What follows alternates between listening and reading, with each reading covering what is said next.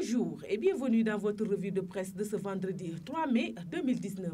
Les quotidiens reçus ce vendredi au groupe Médias du Sud abordent divers sujets se rapportant au discours du chef de l'État devant les syndicats à l'occasion de la fête du travail, la situation économique, l'interdiction du port du voile à l'Institut scolaire Sainte-Jeanne d'Arc. Intraitable face aux doléances des syndicalistes, Macky Sall, le quinquennat de l'inflexibilité et titre Vox Populi qui souligne que libérer des contraintes pour son second mandat, le chef de l'État ne ménage plus les susceptibilités. Selon le journal, après avoir chamboulé le gouvernement, de même que de nombreuses directions générales, et imposé son projet de suppression du poste de Premier ministre, le président de la République a démontré face aux syndicalistes qu'il ne compte faire aucun quartier pendant les 5 prochaines années. Macky Sall a annoncé une fin de non-recevoir aux revendications des syndicats qui réclament des augmentations de salaire. L'État n'a pas les moyens d'augmenter les salaires dans la fonction publique, a déclaré mercredi le président de la République Macky Sall lors de la cérémonie de remise de cahiers de doléances des syndicats au palais de la République.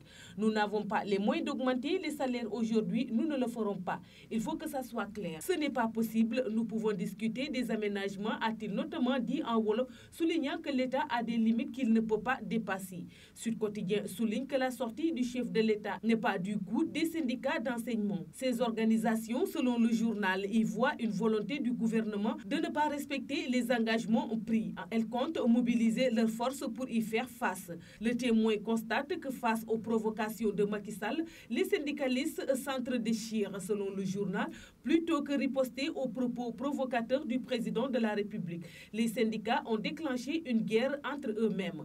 Dans la publication, Sidia Ndiaye dénonce des faux lions et des affairistes qui ont vendu les travailleurs au patronat et à l'État, alors que pour Modi Djiro, seuls les syndicalistes pêcheurs de voix passent leur temps à crier sur les toits. Le président a voulu provoquer, on l'attend au tournant des négociations, déclare de son côté Mbalo Diatiam.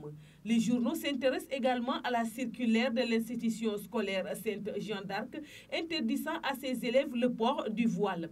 L'interdiction du voile pour les élèves suscite l'émoi face au risque de division religieuse selon Vox Populi, tandis que Sud Quotidien parle d'une mesure à controverse. Le Soleil aussi parle du voile de la controverse. L'institution Sainte-Jeanne d'Arc de Dakar a exprimé son intention d'interdire le port du voile dans ses écoles dans la rentrée prochaine. La mesure a suscité un sentiment d'indignation. Interdire le port du voile aux élèves du privé catholique pourrait remettre en cause l'exception sénégalaise selon les acteurs interpellés qui prônent la tolérance entre les communautés et le respect du droit à l'éducation inclusive, écrit le journal.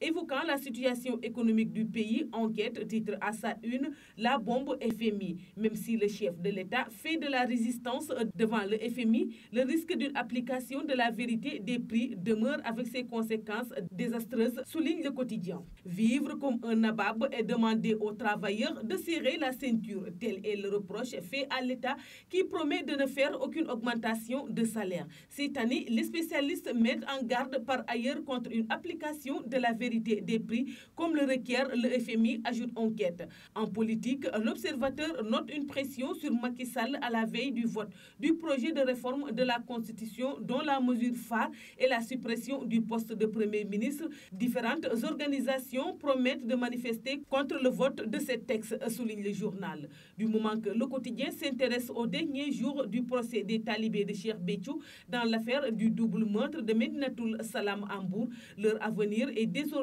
entre les mains du président de la chambre criminelle du tribunal de grande instance de Mbour, qui va donner son verdict lundi. En attendant, ils ont exprimé le regret, écrit le journal. C'est tout pour la revue de presse parvenue à la rédaction du groupe Médias du Sud. Merci et bonne lecture à tous.